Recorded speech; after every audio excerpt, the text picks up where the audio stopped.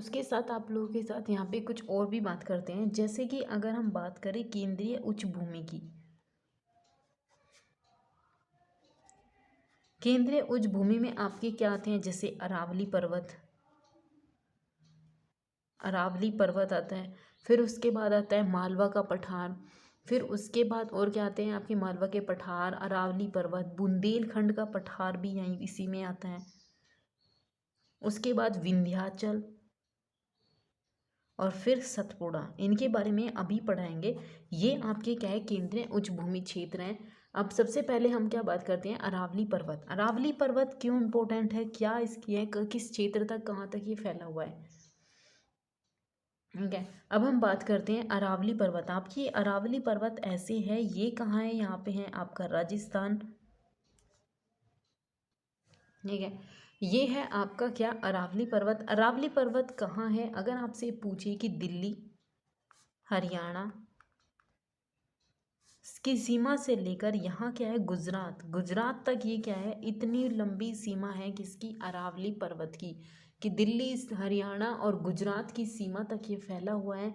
और अगर आपसे पूछे कि दिल्ली में ये कहाँ है, दिल्ली में ये क्या पड़ता है, रायसीना पहाड़ी कहते हैं इसे। और रायसीना पहाड़ी पर क्या है, राष्ट्रपति भवन है। अब आपसे पूछ सकता है कि राष्ट्रपति भवन कहाँ है, रायसीना पहाड़ी पे है, और रायसीना कहाँ है, अरावली पर्वत पे है। अब आपसे ये भी पूछ सकता है कि राजस्थान की सांबर झील से एक नदी निकलती है जो आपके मरुस्थल में जाकर लुप्त हो जाती है, और ये विलुप्त कहाँ होती है, कच्छ के रण में, गुजरात में। अब यहाँ आपका नेक्स्ट पॉइंट क्या बन सकता है कि एक ऐसी नदी है लूनी, ये पूछा गया है, लूनी नदी एक ऐसी नदी है जो आपके मरुस्थल में जाकर लुप्त हो जाती है, मरुस्थल से निकलती है और बाद में ये गुजरात के कच्छ में विलुप्त हो जाती है। इसीलिए ये पता ही नहीं कि अरब सागर में नहीं गिरती है, ये विलुप्त हो जाती है पहले ही, कहाँ पे, गुजरात के कच्छ के रण में।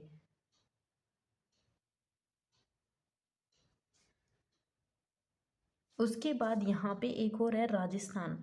राजस्थान का आपने एक नाम सुना होगा, माउंट आबू पहाड़ू। ये माउंट आबू पहाड़ी आपकी कहाँ पड़ती है, राजस्थान में पड़ती है। और यहाँ पे क्या है, आपकी सबसे ऊंची चोटी है गुरु शिखर। कहाँ पे, माउंट आबू पे। अब माउंट आबू पे किस चीज़ का मंदिर है, दिलवाड़ा का जैन मंदिर है। ये दिलवाड़ा का जैन मंदिर कहाँ है, माउंट आबू पहाड़ी पे है, पर्वत पहाड़ी पे है। और ये माउंट आबू कहाँ है, राजस्थान में है। और यहाँ पे ऊंची चोटी क्या है, गुरु शिखर, इसको भी याद रखिएगा। दूसरी क्या है आपकी, दिल्ली की रायसीना पहाड़ी है यहाँ पे, और जहाँ पे क्या है आपका राष्ट्रपति भवन है। उसके बाद यहाँ से ही एक नदी निकलती है, उसका नाम है लूनी नदी। लूनी नदी क्या रहती है, ये मरुस्थल में जाती है और गुजरात के कच्छ के रण में जाकर विलुप्त हो जाती है। यही आपका इससे क्या है, अरावली पर्वत से इम्पोर्टेंट चीज़ बनती है यहाँ से। और ये राजस्थान की सबसे ऊंची चोटी है, कौन सी, गुरु शिखर। अब हम उसके बाद आपको बात करते हैं कौन सी, मालवा का पठार। अब ये क्या है, मालवा का पठार। मालवा के पठार से क्या है, एक नदी निकलती है, चंबल नदी। अब उस चंबल नदी पे भी आपके 3 बांध हैं, कौन कौन से, राणा सागर बांध, जिसके बारे में आपने बहुत क्वेश्चन देखे होंगे। दूसरा क्वेश्चन क्या है, जवाहर सागर बांध। दूसरा आपका क्या पड़ता है, जवाहर सागर बांध पड़ता है। और तीसरा आपका पड़ता है गांधी सागर बांध। ये आपके 3 बांध है, कहाँ पे, चंबल नदी पे। और चंबल नदी आपके मालवा के पठार से निकलती है। अब आपसे पूछेगा कि राणा सागर और जवाहर सागर बांध ये कहाँ है, ये आपके राजस्थान में है। और गांधी सागर बांध आपका एमपी में स्थित है, मध्य प्रदेश में स्थित है। अब आप ये क्वेश्चन नहीं भूलेंगे कि चंबल नदी पे 3 बांध है, राणा सागर जो राजस्थान में है, जवाहर सागर जो राजस्थान में है, गांधी सागर बांध जो आपका एमपी या मध्य प्रदेश में स्थित है। ठीक है, अब उसके बाद यहाँ पे एक चीज़ और प्रसिद्ध है कि जो मालवा का पठार है आपका, ये किसके लिए प्रसिद्ध है, ये आपकी बेसाल्ट चट्टान यहाँ पे पाई जाती है। अब बेसाल्ट चट्टान है तो इसी के कारण यहाँ पे काली मिट्टी पाई जाती है। अब काली मिट्टी, ये आपको पता होना चाहिए कि काली मिट्टी किस चीज़ के लिए फेमस है। काली मिट्टी आपकी कपास की खेती के लिए प्रसिद्ध है। ये आपका मालवा के पठार से संबंधित जितने भी इंपॉर्टेंट क्वेश्चन है वो सब है। ठीक है, इतना आपको समझ आ गया होगा कि ये सबसे पहले हमने क्या पढ़ा है, अरावली पर्वत, फिर उसके बाद हमने क्या पढ़ा है, मालवा का पठार। ठीक है, अब हम बात करते हैं आपसे बुंदेलखंड की बात। किसकी बात कर रहे हैं हम आपसे, थर्ड बुंदेलखंड पठार की बात कर रहे हैं। और जिन लोगों ने अभी तक सब्सक्राइब नहीं किया है वो ज़रूर कर दीजिएगा, लाइक शेयर मत की भूलने करना। और साथ में अगर आपको लगता है कि एसआई के लिए हमें अलग से पढ़ाना चाहिए तो आपको ज्योग्राफी, हिस्ट्री और पॉलिटी, करंट अफेयर, ये सारी चीज़ें आपको यहीं पे ही दी जा रही हैं एक ही साथ। ठीक है, ये आपका है बुंदेलखंड पठार। बुंदेलखंड पठार से एक नदी निकलती है, केन नदी। दूसरी आपकी एक नदी और निकलती है, उसका नाम है बेतवा नदी। अब बेतवा नदी का आपको क्या पूछा जाता है, इस पर एक बांध है माता टीला। ये है आपका माता टीला बांध, जो कहाँ पड़ता है, आपका यूपी के झांसी क्षेत्र में पड़ता है। झांसी वाला जो राज्य है, जिला है, उसमें आपका पड़ता है माता टीला बांध या बेतवा नदी। अब बेतवा नदी कहाँ है, बुंदेलखंड पठार से निकलती है। उसके बाद आपसे एक चीज़ और पूछेगा कि ये मध्य प्रदेश और उत्तर प्रदेश से संबंधित है। उसके बाद यहाँ पे पाई जाती है ग्रेनाइट चट्टानें। ग्रेनाइट एवं नीस की चट्टानें यहाँ पे प्रसिद्ध हैं।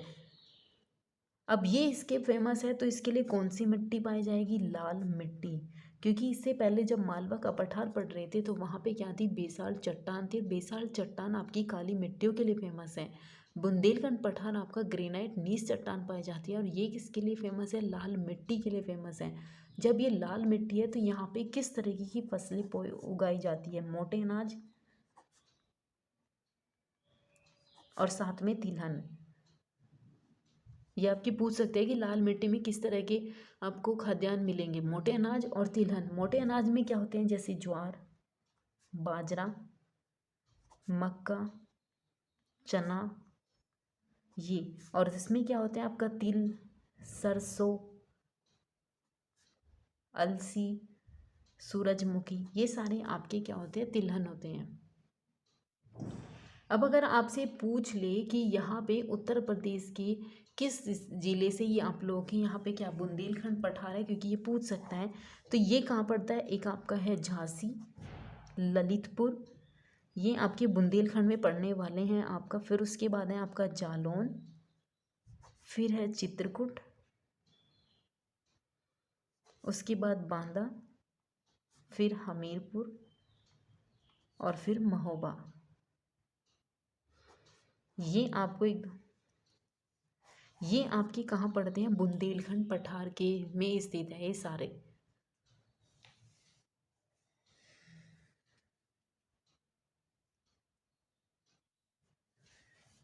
ठीक है, और अब हम किसकी बात करते हैं, ये हमने बुंदेलखंड वाला क्षेत्र आपका पढ़ लिया है।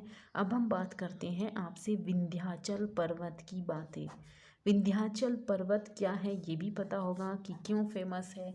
ये भी आप लोगों को नहीं पता है तो कोई प्रॉब्लम नहीं है, क्योंकि हम आपको बताएंगे कि विंध्याचल पर्वत क्या है। आपने यहाँ देखा होगा, ये है आपका विंध्याचल। इससे पहले आपकी क्या पड़ी थी यहाँ पे, अरावली। फिर उसके बाद आता है विंध्याचल पर्वत। ठीक है, कहाँ है ये, दक्षिण भारत में स्थित है विंध्याचल पर्वत। और फिर यहाँ क्या पड़ेगा आपका, सतपुड़ा। इसलिए अभी हम बस किसकी बात करते हैं, विंध्याचल पर्वत की। अब आपसे पूछ सकता है कि जो विंध्याचल पर्वत है ये कहाँ तक प्रसिद्ध है, यानी कि कौन से राज्य तक है।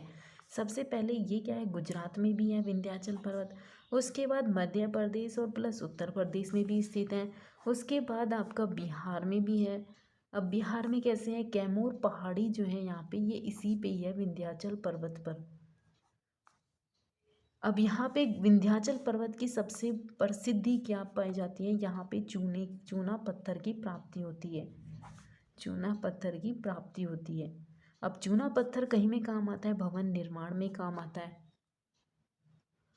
उसके बाद यहाँ पे विंध्याचल में एक चीज़ और फेमस है, उसको क्या कहा जाता है, संगमरमर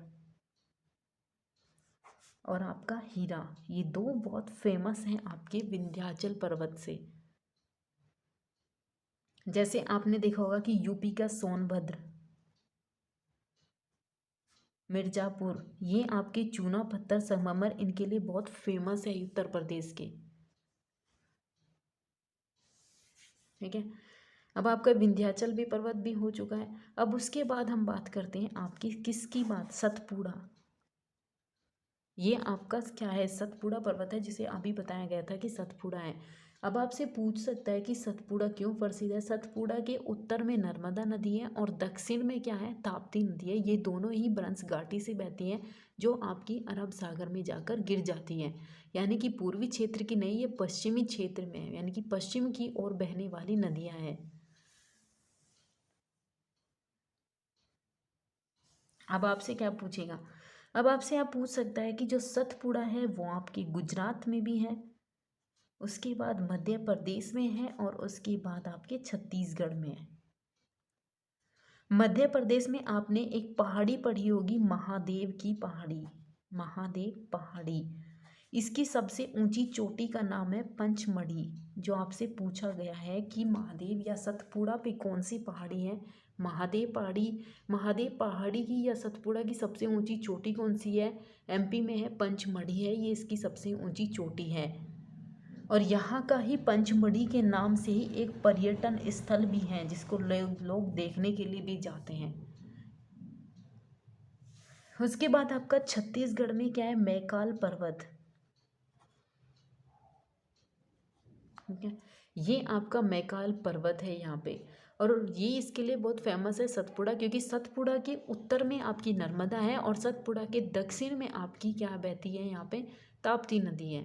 इसीलिए भी ये बहुत फेमस है। और यहाँ पे एमपी में महादेव पहाड़ी है और ये पंचमढ़ी इसकी सबसे ऊंची चोटी है, धूपगढ़ इसकी सबसे ऊंची चोटी है। और पंचमढ़ी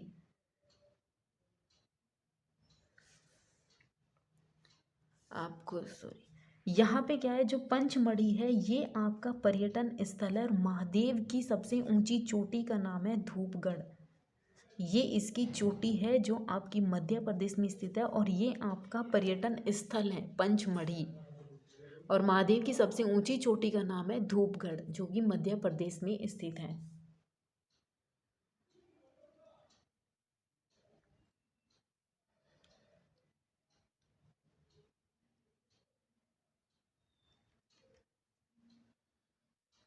ठीक है, इतना आपके समझ में आ गया होगा। उसके बाद हम कल को पढ़ाएंगे छोटा नागपुर का पठार, छत्तीसगढ़ का पठार, दंडकारण्य का पठार।